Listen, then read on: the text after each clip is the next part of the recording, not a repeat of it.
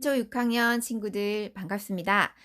저는 진산초 도슨트 동아리에서 활동하고 있는 미술관 도슨트입니다.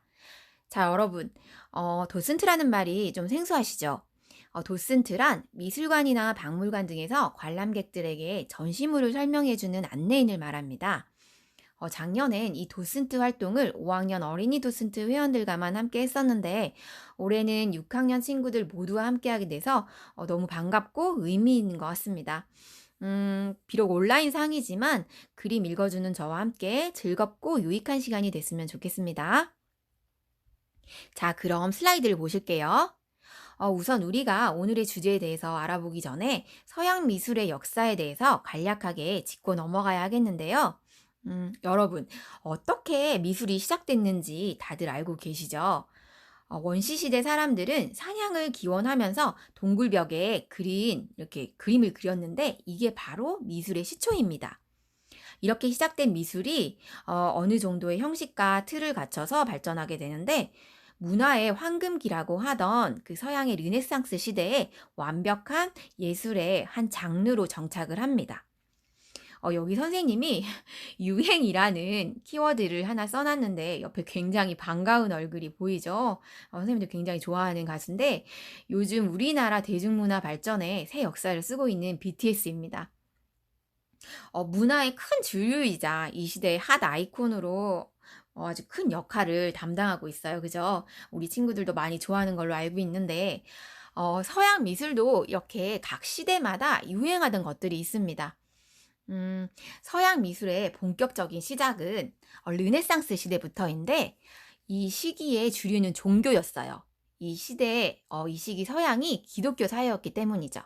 그래서 하나님이나 예수, 천사들 같은 성경에 등장하는 인물이나 스토리를 많이 그렸습니다. 근데 이런 주류를 이루었던 기독교가 조금씩 타락을 하면서 사람들이 종교 말고도 다른 쪽에 관심을 두기 시작을 해요. 그래서 바로크 시대의 미술은 종교보다도 사람 중심의 그림을 그립니다.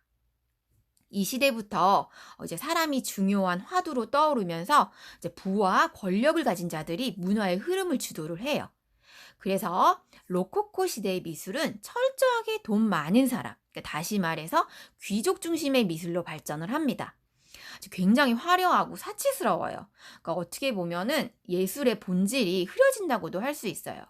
그러니까 나쁘게 말하는 사람들은 미술이 너무 천박해지는 거 아니냐라고도 평가를 하기도 합니다. 그래서 이렇게 예술이 귀족들의 사치품으로 전락을 해버리는 걸 보다 못한 어떤 변방의 한 젊은 화가가 등장을 합니다.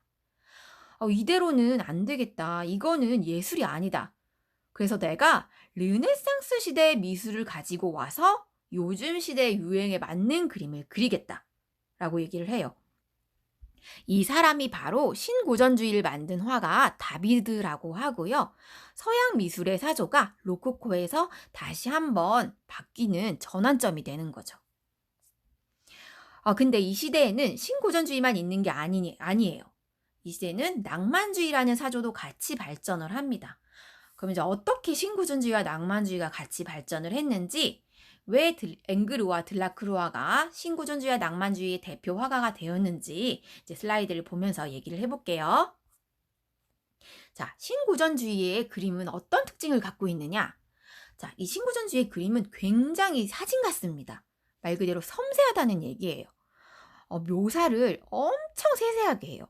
그리고 그림의 주제도 역사나 종교와 또는 전쟁 영웅을 등장시켜서 도덕적인 이야기 또는 교훈을 주는 이야기여야 합니다. 그리고 완벽한 형식을 갖춘 그런 그림이에요. 선이면 선, 명암, 그리고 완벽한 묘사, 구도 이런 미술의 형식을 아주 철저하게 따지고 갖춥니다. 대표적인 화가로는 아까 말씀드린 다비드, 그리고 앵그르. 옆에 보이는 분이 앵그르예요. 이분은 당대에 굉장히 천재라고도 할 수 있습니다. 스승님이었던 다비드의 그런 그림의 형식을 그대로 답습을 해서 신고전주의의 미술에 꽃이 피었다는 평가를 받아요. 그런데 이런 신고전주의의 미술에 반기를 드는 사람이 나타납니다. 바로 낭만주의 미술을 만든 들라크루아입니다. 이분은 이런 신고전주의 미술의 답답함을 느껴요. 아니, 그림은 자유롭게 내 마음과 감정을 표현하는 거지 형식과 교훈이 뭐가 중요해? 라고 생각을 하죠. 그래서 이분은 형식의 틀을 깬 자유로운 미술을 발전을 시킵니다. 그게 바로 낭만주의 미술이고요. 이 낭만주의 미술은 인간의 내면을 표현하기 때문에 굉장히 주관적이에요. 따로 형식에 구애를 받지 않습니다. 스케치 안 해도 돼. 슬프면 슬픈 대로, 기쁘면 기쁜 대로 그냥 바로 색칠하고 완성하고 그냥 내 마음 가는 대로 그리는 그림을 말해요. 이렇게 이 시대에는 두 가지 다른 양상의 미술 형태가 발전을 합니다. 자, 슬라이드를 보면서 요약을 한번 해볼게요. 자, 먼저 앵그르는 다비드의 제자였고 신동이었고 정확한 소묘를 중시했고 불분명한 형태와 자유로운 색을 구정했어요. 형식을 갖춰야 되죠. 매끈한 표면 처리, 옷감, 헝겊 이런 거 보면 굉장히 매끈합니다. 그다음에 사물의 섬세한 표현, 유연한 선과 양감이 뛰어나죠. 사진 같아요. 자, 반면에 들라크루아는 낭만주의를 창시했고요. 색채를 표현 형식의 핵심으로 여겼습니다. 뛰어난 직감과 정열적인 상상력을 바탕으로 신고전주의를 거부했고 외곽선과 형태가 불분명합니다. 그리고 자유로운 색채를 사용했고 깊이와 생동감을 주죠. 인간 중심의 예술을 사랑했으며 그다음에 실제 경험을 통한 그런 그림들을 많이 그렸다고 해요. 자, 그럼 그림을 이제 비교를 한번 해보면서 어떻게 신고전주의와 낭만주의가 다른지 봅시다. 먼저 루이 13세의 맹세부터 볼게요. 자, 표현을 한번 보세요. 삼각구도를 고스란히 잘 반영을 했고요. 옷감이나 이런 인물들의 묘사, 표정 굉장히 섬세합니다. 또 종교화죠. 신고전주의의 가장 중요한 양식이었던 하나, 종교화를 고스란히 잘 표현을 했고요. 그 다음에 그리고 이 루이 13세의 맹세라는 그림은 이 뒷얘기가 굉장히 재밌는데 이 루이 13세가 성당을 갔대요. 이제 막 즉위를 해서 성당을 갔는데 앞에 제대에 있는 그림이 마음에 안 드는 거야. 그래서 신하에게 우리 저거 바꾸자라고 이제 제안을 했대요. 그래서 이제 그때 당시에 이제 막 신생 화가로 이제 등장한 앵그르에게 파격적으로 이제 그림을 제안을 했어요. 제대 앞에 그림을 하나 그려달라. 근데 앵그르는 이제 초짜 화가였죠. 천재였지만 그래도 이제 이름이 없었으니까 굉장히 이제 신인 화가였는데 굉장히 놀랐어요. 왕이 나에게 그림을 맡겼다는 사실이 이제 굉장히 놀라운 거지. 그래서 3일 밤낮을 고민을 한 끝에 이제 이 그림을 그리게 됩니다. 그래서 이 루이 13세는 이 그림을 받고 굉장히 좋아했다고 해요. 왜 좋아했을까요? 자, 여러분, 이 시대에 프랑스는 카톨릭 국가였어요. 근데 지금 왕이 마리아와 예수에게 왕관을 바치고 있죠? 이거는 굉장히 성스러운 의미예요. 신에게 나는 선택받은 왕이다 라는 의미가 있는 그런 그림이에요. 그러니까는 아무래도 왕권을 강화하는 그런 것들을 상징적으로 잘 묘사했다고 할 수 있죠. 그래서 이제 루이 13세가 이 그림을 너무 마음에 들어해서 앵그르에게 부와 명예를 하사했다고 합니다. 그래서 앵그르는 이때부터 아주 이름을 떨치는 그런 훌륭한 화가로서의 발판을 마련했다고 해요. 자, 그리고 그 옆에 키오스 섬의 학사를 보면은 자, 굉장히 처참해요. 그쵸? 막 황폐해진 그런 배경을 볼 수 있고요. 자, 이 키오스 섬은 그리스 옆에 있는 작은 섬인데 옛날에 어마어마한 대제국이었던 오스만 제국이 그리스를 침공을 하면서 이 키오스 섬에 잠깐 상륙을 했었다고 해요. 물자를 보급받기 위해서 이제 상륙을 했는데 상륙을 하면서 여기 있는 원주민을 몰살시킵니다. 어른 아이 할 거 없이 전부 몰살을 시켜서 굉장히 비참한 땅을 만들어 버리죠. 그래서 들라크루아가 이 현실을 보고 자기의 마음 상태를 고스란히 그림에 옮깁니다. 여기 있는 인물들의 표정이라든지 뒤에 이런 배경들 굉장히 황폐하죠. 그래서 들라크루아의 내면 세계를 잘 반영한 낭만주의 그림이라고 할 수 있어요. 자, 다음 그림. 샤를 7세 대관식의 잔다르크와 민중을 이끄는 자유의 여신 들라크루아가 그렸습니다.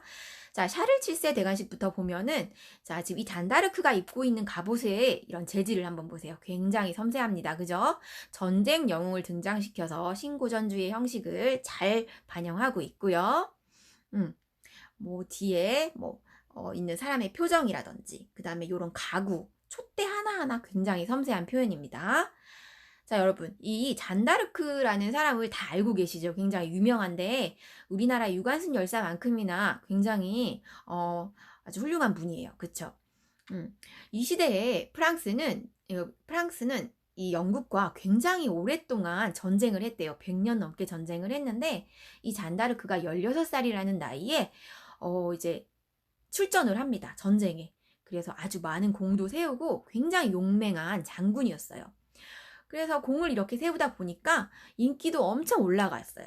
그래서 왕이 질투를 할 정도로 인기가 많아져요. 근데 이때 당시에 이제 잔다르크가 영국의 포로로 잡히게 됩니다. 포로로 잡혀서 이제 마녀로 몰려요. 마녀로 몰려서 화형을 당하는데 프랑스는 충분히 이 잔다르크를 구할 수 있었음에도 불구하고 왕의 질투심 때문에 구하지 않았다고 합니다. 그래서 나중에는 다시 이제 명예가 회복이 됐다고 하는데 이때 이제 샤를 7세 대관식 때 초청될 만큼 굉장히 이 사람의 이 잔다르크의 업적을 중요시 생각을 했죠. 그림으로 남길 만큼. 자, 그 옆에 그림 한번 봅시다. 민중을 이끄는 자유의 여신 들라크루아가 그렸는데 이 시대 프랑스도 굉장히 살기 힘들었어요. 왕과 왕비가 너무 무능력해서 백성을 돌보지 않았어요. 그래서 이제 백성들이 저 빵 좀 주세요. 너무 배가 고파요. 라고 얘기를 해도 왕이 아니 빵이 없으면 고기를 먹으면 되지. 라고 말도 안 되는 얘기를 합니다. 빵을 못 먹는데 여러분 고기는 먹을 수 있나요? 먹을 수 없죠. 그만큼 이제 백성들의 사정을 이제 생각지 않았어요. 자기네들 배부른 것만 이제 생각을 했던 그런 왕이었습니다. 그래서 이 현실을 이제 너무 참기가 힘드니까 이제 들고 일어납니다. 프랑스 혁명을 일으킵니다. 바로 그 프랑스 혁명에 관한 그림이에요. 자, 중간에 이 여자, 이 여신으로 보이는 이분은 자유의 여신인데 신화 속의 인물이에요.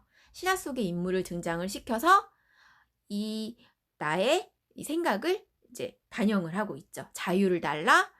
우리는 자유가 필요하다. 이런 생각들을 상징적으로 내포하고 있습니다. 자, 낭만주의 그림의 형식을 잘 반영하고 있어요. 자, 다음. 자, 앵그르와 들라크루아가 똑같이 그린 오달리스크라는 그림입니다. 자, 이 오달리스크는 아까 말했던 오스만 제국의 왕의 시중을 들던 여자입니다. 여성의 나체가 나와서 깜짝 놀랐을 텐데 여러분 옛날에는 뭐 옛날도 아니 요즘도 그렇고요. 이 여성의 몸이 굉장히 아름답다고 생각을 합니다. 예술가들은 이 여성의 몸과 이런 피부 표현을 굉장히 아름답다고 여겨서 많이 그림들을 그렸는데요. 이 앵그로와 들라크루아도 마찬가지예요. 이 오달리스크의 피부 표면을 한번 봐주세요. 둘이 확연히 다름을 느낄 수가 있죠. 피부뿐만 아니라 커튼, 뒤에 보이는 커튼도 이 붓 터치 자체가 아예 다르죠. 그죠? 굉장히 섬세하고 붓의 그런 재질이 잘 나타나고 그런 차이가 있습니다. 그래서 이젠 대충 신고전주의 그림과 낭만주의 그림이 이제 차이를 좀 느낄 수가 있을 겁니다. 자, 이제 다음 작품 한번 볼게요.